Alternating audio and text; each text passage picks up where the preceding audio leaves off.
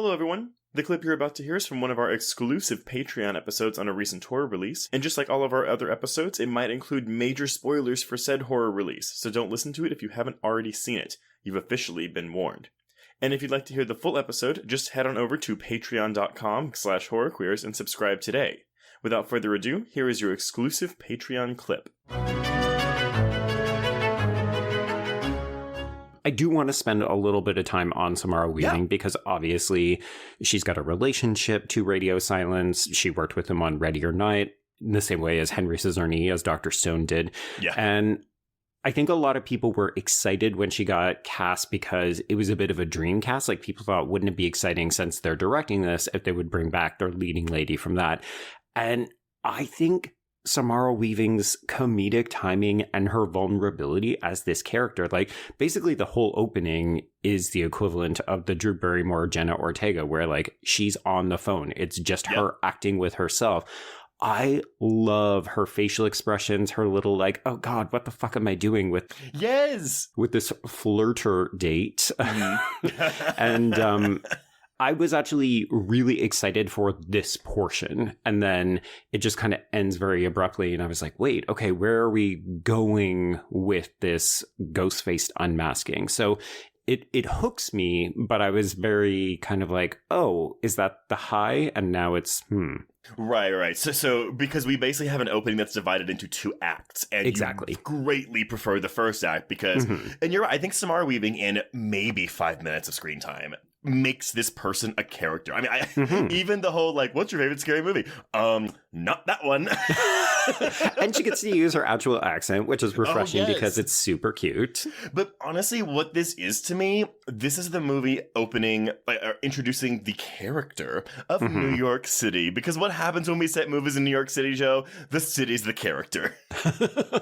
Yes, of course. I do think it's doing a good job of clarifying, like, oh, we're in a big place that's open. And, you know, it makes sense that we wanted to, establish New York as a character.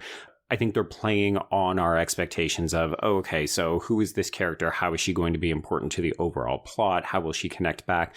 I do think all of that works. It's just, the biggest issue that I have is that I like this sort of traditional opening of these movies. Like, I enjoy when they play with our expectations there.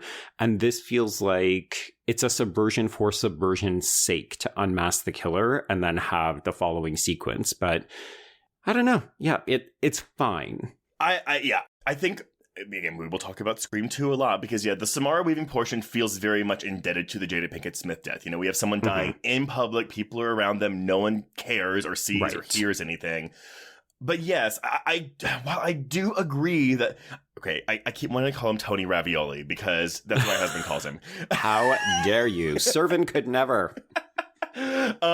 It is less interesting to me because this character is already less interesting to me because he is, what did she call him? Whiny film bros with letterbox accounts instead of personalities.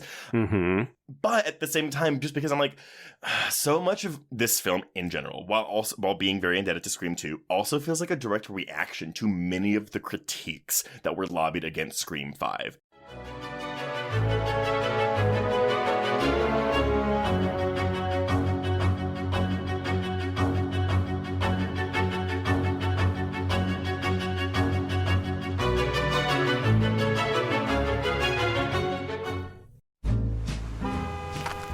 Atlas Avenue, a long stretch of road that encompasses everything the city of Kennett Heights has to offer.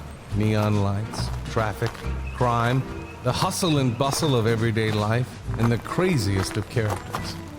My office was above it all. My name is James Locke, and I'm a PI. Hello, Mr. J. How the hell you doing today? Good, Edith. Nearly every year I have a new case. New people to meet, new clues to discover, and new problems to solve. But I do it the old-fashioned way. No technology. Nothing post-1950. Hell, I don't even listen to podcasts, but you should. Atlas Avenue Beat is a spoof of the film noir genre with goofy characters, tons of wordplay, and non-stop raunchy humor. There's also 3 whole seasons out right now with more on the way. Just search for Atlas Avenue Beat wherever you listen to podcasts or visit us online at bloody.fm.